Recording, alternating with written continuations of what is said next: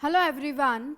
So today we are going to discuss about the hormones that are secreted by the adrenal cortex. Okay, I've already mentioned the names of the hormones that are secreted by this adrenal cortex. Okay, today we are going to see the roles or the actions that they exhibit on our body or in our body. Okay, the first hormone that we are going to discuss are the mineralocorticoids. Okay, तो मैंने कल क्या बताया था आपको in the last class I told you that the mineralocorticoids are the hormones that regulates the mineral content और I would say the electrolyte balance in our body, electrolyte and the water balance. Okay, so in the mineralocorticoids the main hormone is the aldosterone. What is the main hormone? Which one is the main hormone? The aldosterone is the main mineralocorticoid in our body. Okay, what does it do?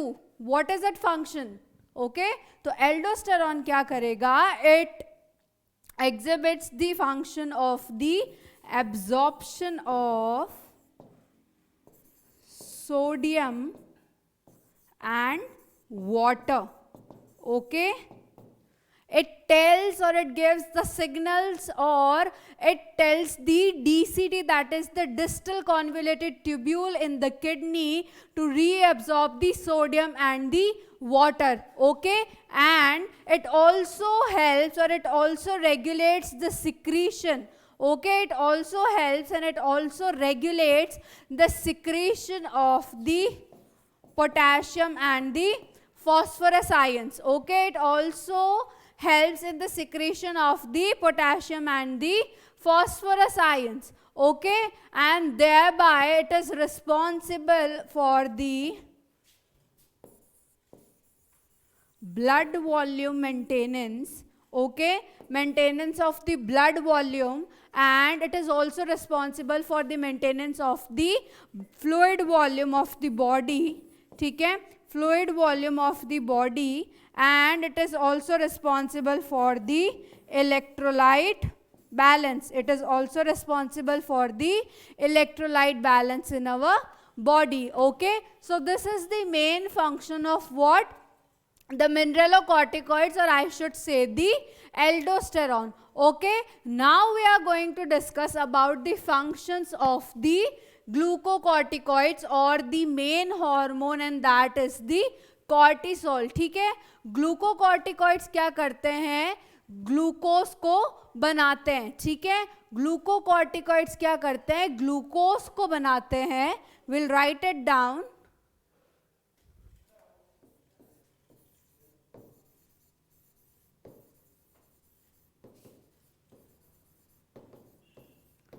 ये क्या करेंगे? gluconeogenesis. Okay, again the word itself is describing the thing कि ये क्या करता है. हमेशा words को तोड़ के चीज़ों को समझने की कोशिश करो. Here the gluco means the glucose. Okay, here the gluco means the glucose. Okay, neo means new. Neo means new and genesis means formation.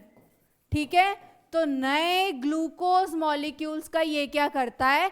Formation करता है. ठीक है, ग्लूकोनियोजेनेसिस करता है, प्लस क्या करता है?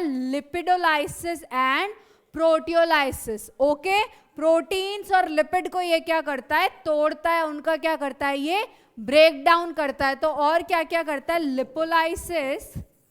Lipolysis and proteolysis. Okay, lipolysis and proteolysis means ये क्या कर रहा है? लिपिड और प्रोटीन को ब्रेक डाउन कर रहा है. ठीक है, sorry, lysis means breaking down. Okay, जो भी आगे नाम दिया हुआ है मतलब उसका ब्रेक डाउन हो रहा है. लाइसिस मीन्स ब्रेकिंग डाउन, और जो भी आगे उसका नाम दिया हुआ होगा उस चीज का क्या हो रहा है? ब्रेक डाउन हो रहा है. ठीक है, अब और क्या फंक्शन करता है ग्लूकोकॉर्टिकॉइड्स, या मैं कहूँ मेनली जो कॉर्टिसोल है. ओके, मेनली जब हम बात करेंगे जो कॉर्टिसोल है वो और क्या करता है इसके साथ? जो किडनी है और जो कार्डियोवैस्कुलर एक्टिविटीज हैं उनको भी, एक्शन या एक्टिविटीज बोलूं मैं, उनको भी क्या करता है, ये मेंटेन करता है या रेगुलेट करने में क्या करता है, हेल्प करता है। ठीक है, जो कार्डियोवैस्कुलर मतलब जो हार्ट की एक्टिविटीज है और जो किडनी की जो एक्टिविटीज है, ये क्या करता है, उसको भी रेगुलेट और उसको भी क्या करता है, ये मेंटेन करता है। इवन ये रेड ब्लड सेल फॉर्मेशन को भी क्या करता है, हेल्प करता है। रेड ब्लड सेल फॉर्मेशन में भी ये क्या करता है, हेल्प करता है। Okay, and one more function that it exhibits is, ये सब आपने लिख लिया, अगर नहीं लिखा है तो फटाफट से नोट डाउन करो। Okay, one more function that I am going to mention is, amino acid का जो अपटेक है उसको भी क्या करता है, ये इनहिबिट करता है कि सेल्स जो है वो अमीनो एसिड का अपटेक ना कर पाए। ठीक है, right it down fast, will write this function also.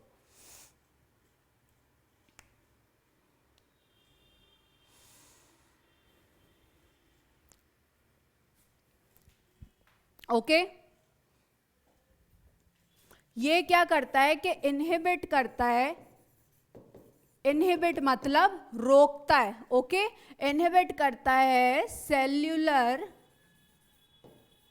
Uptake of amino acids. ठीक है, ये क्या करता है, इनहिबिट करता है cellular Uptake of the amino acids, और ये क्या करता है, इम्यूनो सप्रेशन में भी हेल्प करता है। जो ग्लूकोकॉर्टिकॉइड्स होते हैं या मैं कहूँ जो कॉर्टिसोल है, वो क्या करता है, जो इम्यून रिस्पॉन्सेज होते हैं, इम्यून रिस्पॉन्सेज का मतलब जो हमारी बॉडी फाइट बैक करती है इन्फेक्शन से, वो जो इम्यून रिस्पॉन्सेज होते हैं उसके लिए क्या करती है, ये रिस्पॉन्सिबल होती है, ये उस इम्यून रिस्पॉन्सेज को क्या करती है, अफेक्ट करती है। प्लस ये क्या करती है, एंटी इन्फ्लामेटरी रिस्पॉन्स देती है। हमारी बॉडी में अगर कोई भी फॉरेन पैथोजन या कोई भी फॉरेन सब्सटेंस आता है, ठीक है, तो उसके लिए क्या करती है, हमारी बॉडी जो रिस्पॉन्स देती है उसको अपन क्या कहते हैं, इन्फ्लेमेटरी रिस्पॉन्स। ठीक है, तो ये जो हार्मोन है, ये जो ग्लूकोकॉर्टिकॉइड्स है, मेनली अगर मैं कहूँ कॉर्टिसोल है, तो ये क्या करता है, इम्यून रिस्पॉन्सेज में भी, इम्यून रिस्पॉन्स एंड जो इन्फ्लामेटरी रिस्पॉन्स है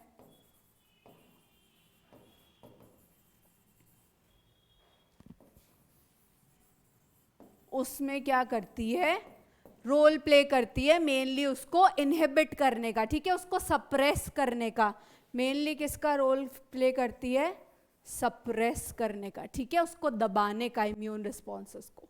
ओके, ये था हमारा hormones of the adrenal cortex. Sex corticoids के बारे में मैं ऑलरेडी बता चुकी थी कि ये क्या होते हैं, मेनली जो हमारे सेकेंडरी सेक्सुअल कैरेक्टर्स होते हैं, मेनली जो फेशियल हेयर हुए, एक्सियल हेयर हुए, प्यूबिक हेयर हुए, उन सब के लिए क्या होता है, वो रिस्पॉन्सिबल होता है। इसमें एज सच कोई लिखने समझने वाली बात है नहीं। ठीक है, ये था मेन जो था वो क्या था, मिनरलोकॉर्टिकॉइड्स और एड्रेनल ये ग्लूकोकॉर्टिकॉइड्स ही था। ओके, जो नेक्स्ट हम डिस्कस करेंगे that would be pancreas.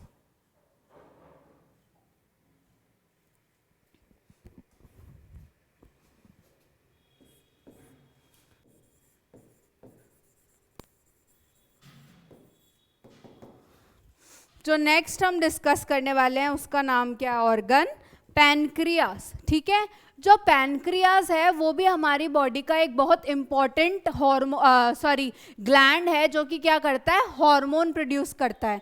Okay, pancreas एक ऐसा ग्लैंड है जो कि एक्सोक्राइन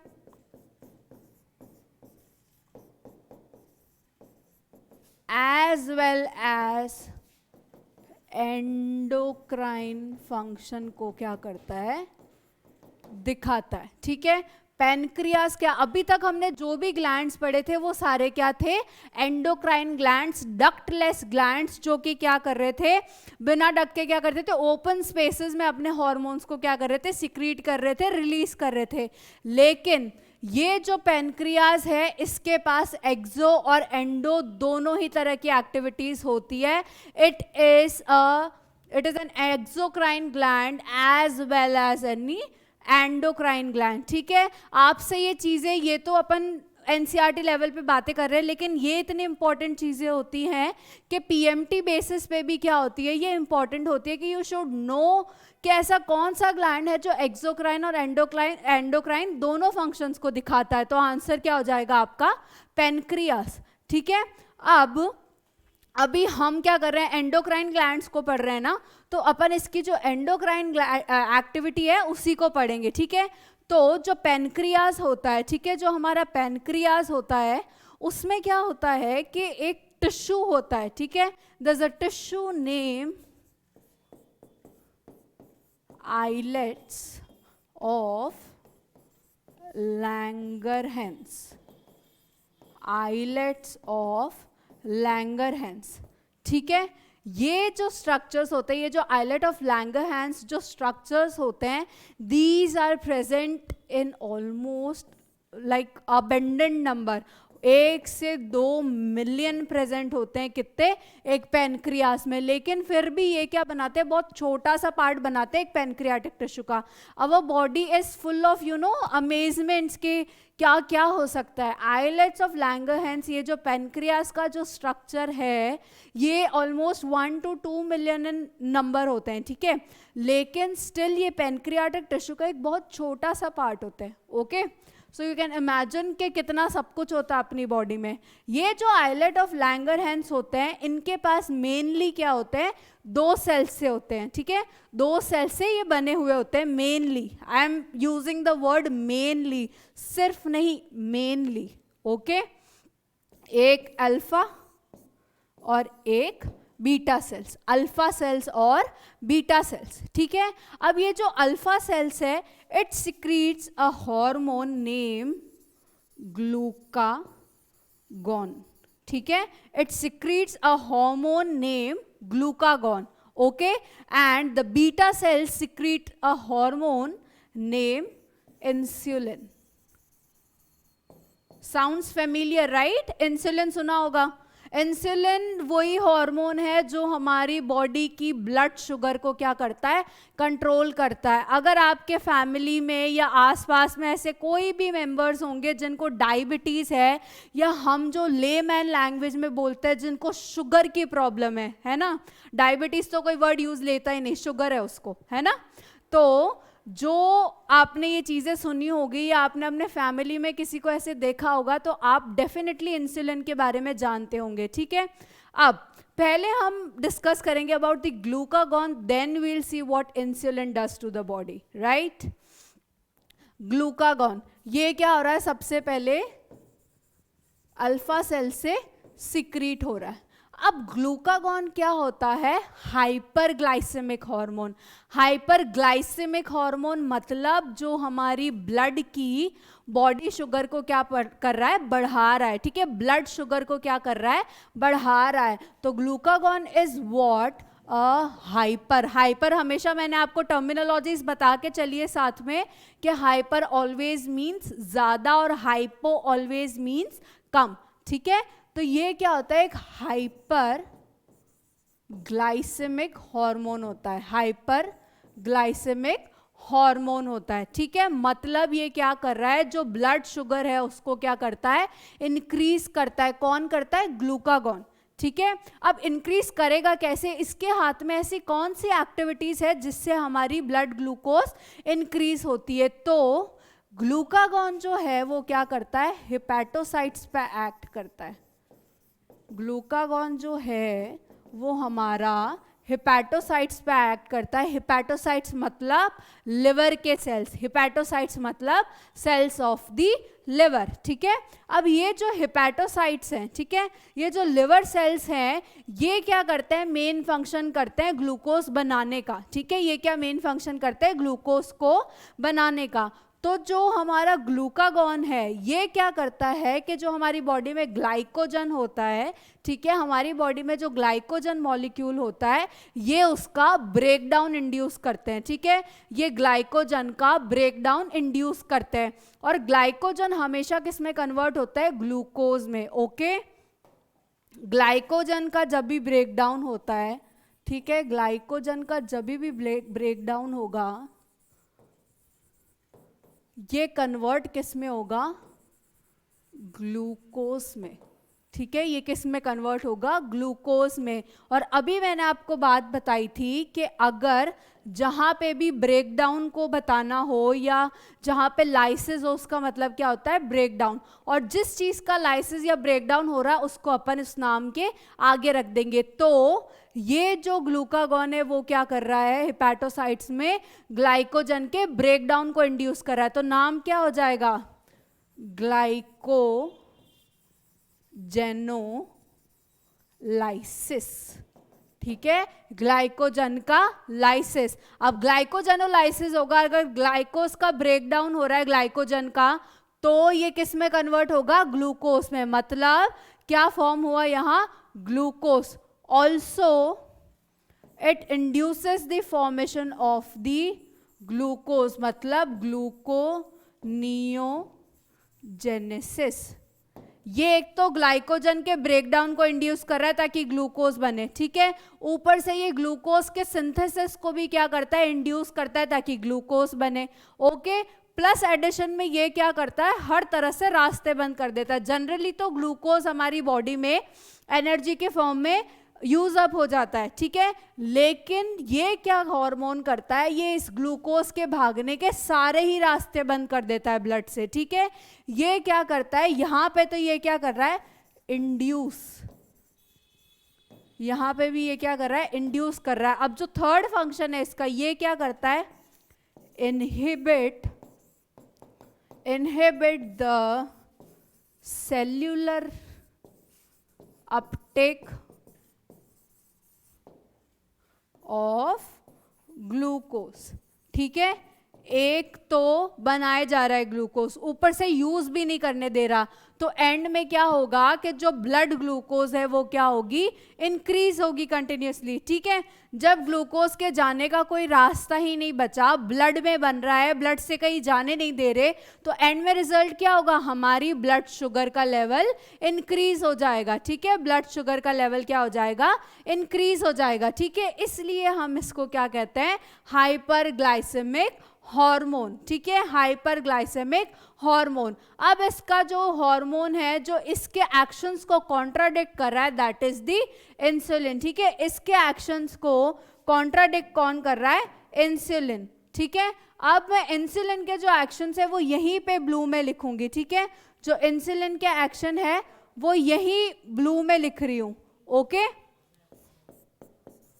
ये इंसुलिन, ठीक है, इंसुलिन क्या कर रहा है? अगर ये सबसे पहले एक्ट कौन से सेल्स पे करेगा? ये हेपेटोसाइट्स पे करता है, ठीक है। इंसुलिन किस पे एक्ट करेगा? हेपेटोसाइट्स, मतलब लिवर सेल्स, ठीक है, हेपेटोसाइट्स एंड एडिपोसाइट्स। एडिपोसाइट्स कौन से होते हैं? फैट टिश्यूज, ठीक है। एडिपोसाइट्स कौन से होते हैं? फैट सेल्स होते हैं, ठीक है।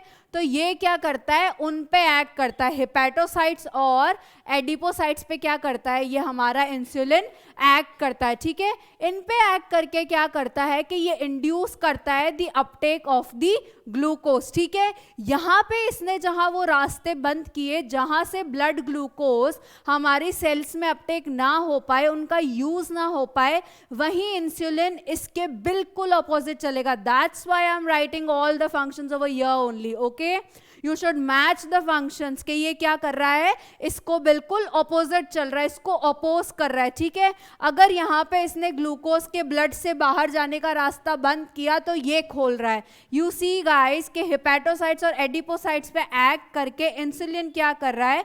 इंड्यूस कर रहा है या स्टिमुलेट कर रहा है, induce the Uptake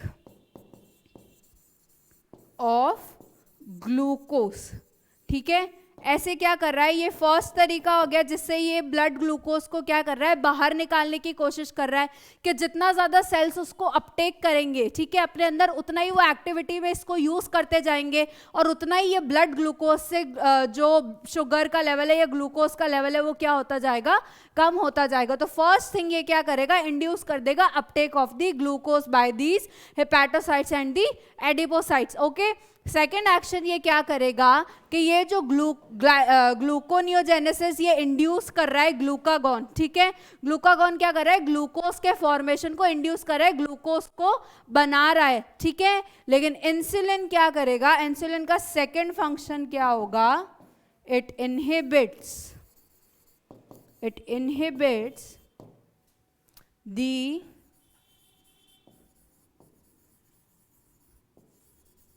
gluconeogenesis, it inhibits the gluconeogenesis. ये क्या कर रहा है, ग्लूकोज को बनने ही नहीं देगा, ताकि क्या हो जाए, हमारा ये जो ग्लूकोज का लेवल है, ओके, वो ब्लड में क्या रहे, मेंटेन रहे। और अगर यही इंसुलिन, मतलब अगर ग्लूकागॉन ज्यादा इफेक्टिव है और इंसुलिन थोड़ा कम इफेक्टिव है, तो ये क्या करेगा कि इंसुलिन इस पे डोमिनेट कर लेगा, ठीक है, और जो हम बीमारी कहते हैं, जिसको हम कहते हैं डायबिटीज मेलाइटस, वो उस पर्सन को हो जाएगी, मतलब शुगर की बीमारी हो जाएगी, ठीक है। आप जल्दी जल्दी से इसको नोट करो, फिर नेक्स्ट टॉपिक स्टार्ट करेंगे। ओके, अगर इंसुलिन ठीक से एक्ट नहीं कर पाएगा या अगर ग्लूकागॉन का फंक्शन इंसुलिन से ज्यादा है तो क्या हो जाएगी, डायबिटीज मेलाइटस। ओके, क्या हो जाएगी, डायबिटीज मेलाइटस। ओके,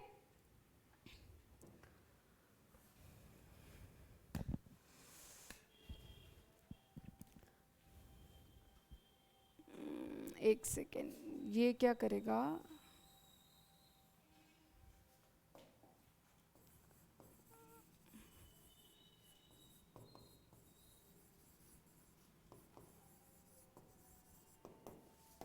ये ग्लाइकोजेनेसिस को स्टिमुलेट करेगा, ओके, ग्लाइकोजन के फॉर्मेशन को। Anyway, this was all about the pancreatic hormones, ke how the blood sugar is controlled in our body. Okay, the next that we are going to discuss is the hormone secreted by the testis. Okay.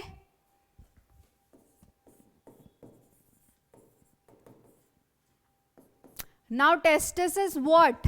Testis is the male sex organ. Okay, testis is what? It is the male sex organ. Okay, primary male sex organ. अब इससे हम क्या समझ रहे हैं कि जो gametes form होते हैं, ठीक है, which are necessary for the sexual reproduction, the gametes that are formed in the males are formed in this structure, the testis. Okay, ये क्या करता है कि प्राइमरी सेक्स ऑर्गन होने के साथ साथ हॉर्मोन्स को भी क्या करता है, सिक्रीट करता है, ठीक है।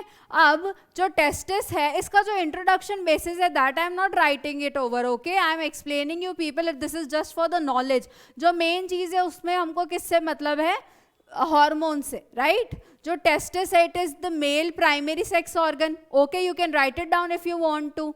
और जो उसके बाद क्या होता है कि this testis is located outside the abdominal body. Okay, ये जो टेस्टिस होती है, this structure is located outside the abdominal cavity, ठीक है। It is located in a pouch that is known as the scrotum. Okay, इनके पास क्या होता है, मेल में एक पाउच होता है दैट हैंग्स और lies outside the abdominal cavity, जिसको हम क्या कहते हैं, स्क्रोटम।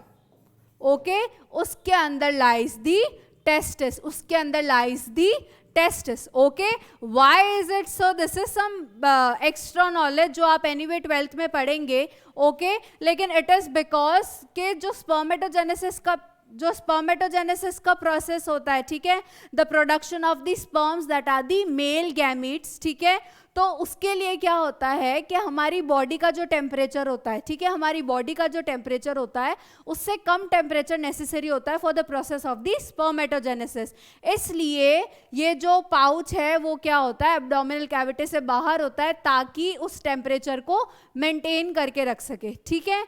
तो ये जो टेस्टिस है, okay, it has some compartments, ठीक है। ये जो टेस्टिस का स्ट्रक्चर होता है, इसमें क्या होता है, कुछ कंपार्टमेंट्स होते हैं, कुछ लोब्स होते हैं, ठीक है, जिसके अंदर क्या होता है, कुछ highly coiled structures, coil you know right, coiled structures या ट्यूब्स प्रेजेंट होती है, ठीक है, ऐसे ऐसे, ओके, जिसको हम क्या कहते हैं, सेमिनिफेरस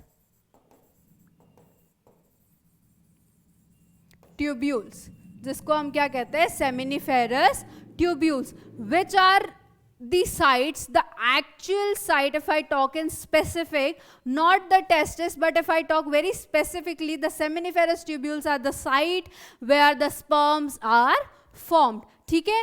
इन ट्यूब्यूल्स के बाहर क्या होती है, थोड़ी स्पेस होती है, ठीक है, इन ट्यूब्यूल्स के बाहर क्या होती है, थोड़ी स्पेस होती है, जिसको हम कहते हैं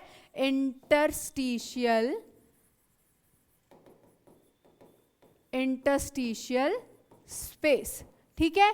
इस इंटरस्टिशियल स्पेस के अंदर कुछ इंटरस्टिशियल सेल्स प्रेजेंट होते हैं, जिसको हम कहते हैं लेडिंग सेल्स, जिसको हम कहते हैं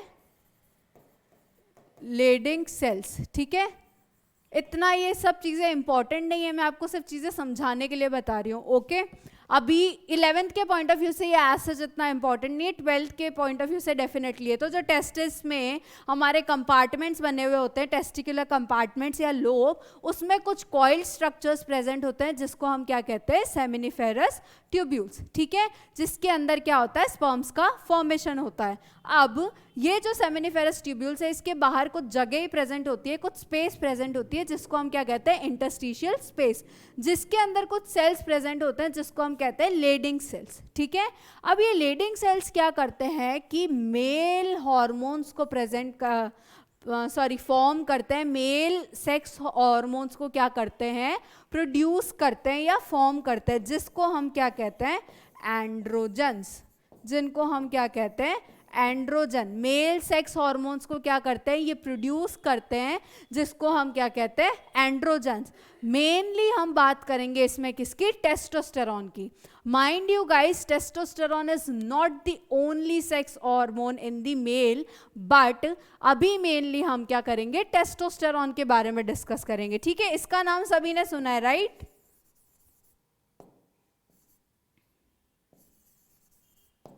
ये जो टेस्टोस्टेरॉन है, ठीक है, ये जो टेस्टोस्टेरॉन है, वो जो सेकेंडरी सेक्सुअल कैरेक्टर्स होते हैं, जब जो सेकेंडरी सेक्सुअल ऑर्गन्स होते हैं मेल्स में, ठीक है, जैसे कि जो डक्ट्स हैं जो स्पर्म्स को बाहर लेके जा रही हैं बॉडी से, ठीक है, उनमें से कुछ का नाम मैं यहाँ मेंशन करूँगी, लेकिन अभी आप ये समझो कि ये जो टेस्टोस्टेरॉन है वो क्या करता है, development and maturation and functioning को कंट्रोल करता है, किसकी, सेकेंडरी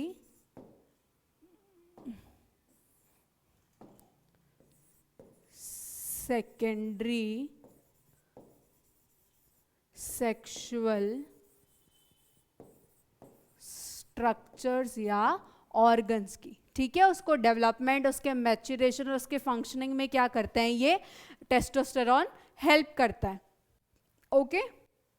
और सेकेंडरी सेक्सुअल ऑर्गन्स या स्ट्रक्चर्स में क्या आ जाएगा, एपिडिडाइमिस आता है, ठीक है, which is present at the posterior side of the testis. Vasa deferens आता है, which is the duct, okay, that carries the sperm down from the scrotum to the abdominal cavity, okay. तो ये सब क्या है, सेकेंडरी सेक्सुअल स्ट्रक्चर्स हैं या organs है, ओके। इनको ये क्या करता है, हेल्प करता है, plus it helps in the spermatogenesis.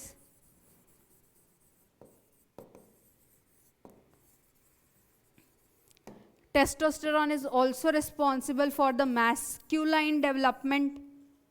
Masculine मतलब मेल, है ना, डेवलपमेंट, एग्रेसिवनेस। जब जनरली कोई अपन मेल को देखते हैं ना, एंग्री देखते हैं, तो कहीं ना कहीं अपन भी नॉर्मल लैंग्वेज में भी वी यूज दीज वर्ड्स कि इसका टेस्टोस्टेरॉन लेवल कुछ ज़्यादा ही बढ़ रहा है ना। तो it is said for a reason, हर चीज़ का एक रीजन होता है कि testosterone is responsible for the aggressiveness also, that's why अपन ये कहते हैं, ठीक है, एग्रेसिवनेस के लिए रिस्पॉन्सिबल होता है, ओके, लो पिच्ड वॉइस के लिए ये रिस्पॉन्सिबल होता है, प्लस ये जो सेकेंडरी सेक्सुअल कैरेक्टर्स होते हैं, ठीक है, सेकेंडरी सेक्सुअल जो कैरेक्टर्स होते हैं जैसे ये हेयर के अपीयरेंस और ये सब, उसके लिए भी क्या होता है, ये रिस्पॉन्सिबल होता है, ठीक है, सेकेंडरी सेक्सुअल कैरेक्टर्स, ठीक है, सेकेंडरी सेक्सुअल कैरेक्टर्स के लिए जैसे ये लो पिच वॉइस होना, जैसे प्यूबर्टी आता है, you guys must have noticed के जो मेल्स की आवाज़ वगैरह होती है वो थोड़ी चेंज होती है, appearance of hair on the body, pubic hair etcetera, ये सब क्या होता है, बढ़ जाते हैं. तो which hormone is responsible, testosterone is responsible, okay. Now ये तो था मेल हॉर्मोन्स की बात, ओके. अच्छा, it also has a role in this carbohydrate metabolism as well, okay. Now these are the functions of the testosterone, okay. The next we'll discuss about the hormones of the ovary or the female sex hormones, okay. That would be our last topic for today's class, okay.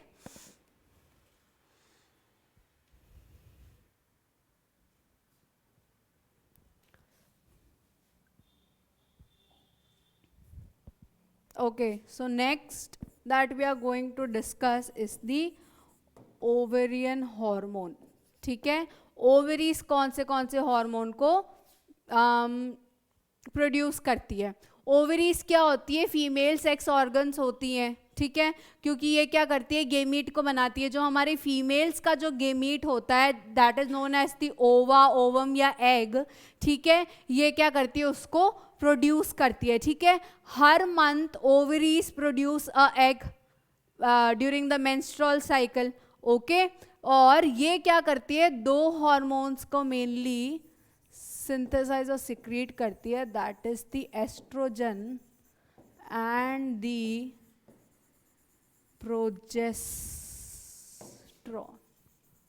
ठीक है, estrogen and the progesterone, okay. ये क्या होते हैं, steroid hormones होते हैं.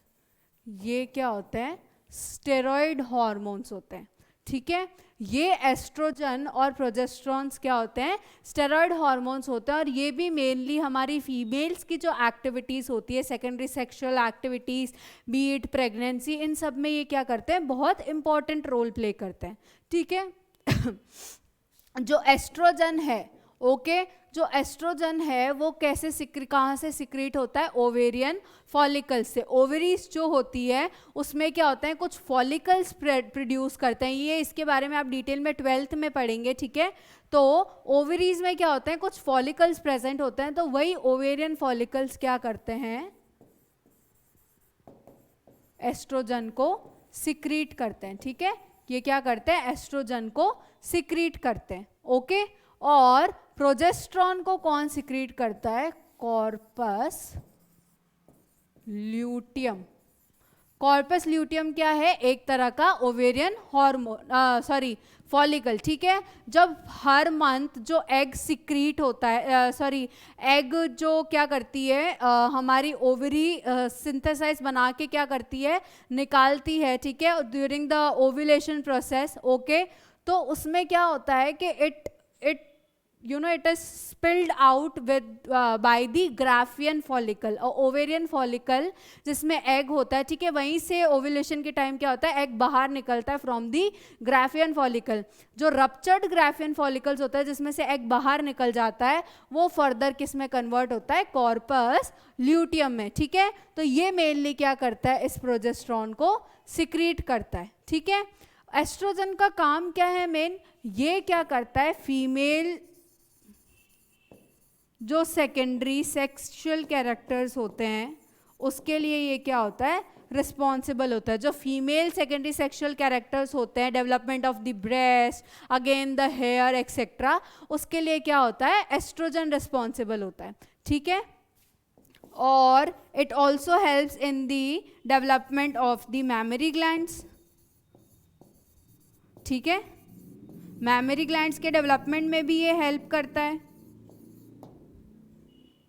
और ये क्या करता है कि जो फीमेल सेकेंडरी सेक्सुअल ऑर्गन्स है, जैसे टेस्टोस्टेरोन भी क्या कर रहा था, मेल सेकेंडरी सेक्सुअल ऑर्गन्स को रेगुलर कंट्रोल कर रहा था, वैसे ही क्या होता है कि जो हमारे एस्ट्रोजन है इट कंट्रोल्स दी या it helps in the development and maturation of the female secondary sex organs. Okay, इनका क्या करता है, डेवलपमेंट और फंक्शनिंग में हेल्प करती है।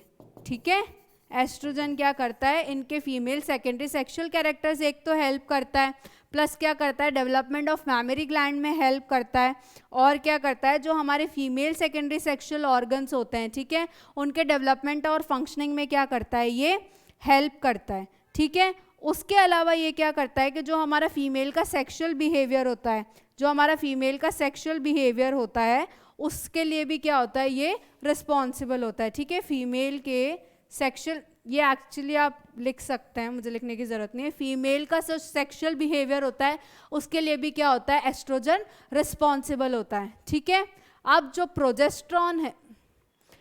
प्रोजेस्ट्रॉन है वो क्या करता है, एल्वेलाई के डेवलपमेंट में हेल्प करता है। मैमरी ग्लैंड्स में क्या होती है, कुछ सेल्स होती है जिसको हम क्या कहते हैं, एल्वेलाई, जो कि क्या करती है, मिल्क को फॉर्म करती है और सिक्रीट करती है। ठीक है, तो ये क्या करते हैं, एल्वेलाई के डेवलपमेंट में हेल्प करते हैं, मैमरी ग्लैंड के डेवलपमेंट में हेल्प करते हैं।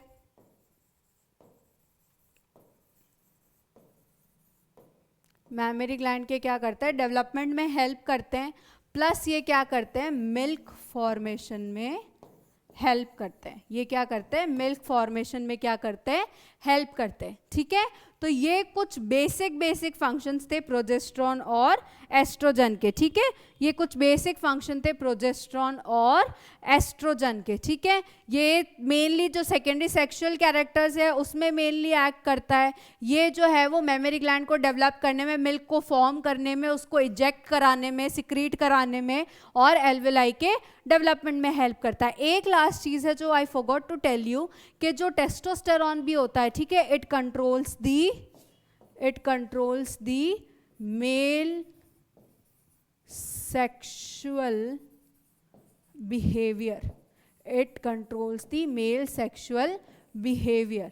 ठीक है, ये क्या करता है कि सीएनएस पे एक्ट करता है। टेस्टोस्टेरॉन जो है वो हमारे सेंट्रल नर्वस सिस्टम पे क्या करता है, एक्ट करता है डायरेक्टली। ओके, और इस वजह से क्या करता है, ये लिबिडो इंड्यूस करता है, जो कि क्या होता है, मेल सेक्सुअल बिहेवियर। ठीक है, जो कि क्या होता है, मेल सेक्सुअल बिहेवियर। ठीक है, तो ये बेसिकली था हमारा अबाउट दी ऑर्गन्स, और जो इसको क्या करते हैं, हार्मोन सिक्रीट करते हैं ये सारे ऑर्गन्स। ठीक है, नेक्स्ट क्लास में will complete this chapter and this is all for today's class. Thank you.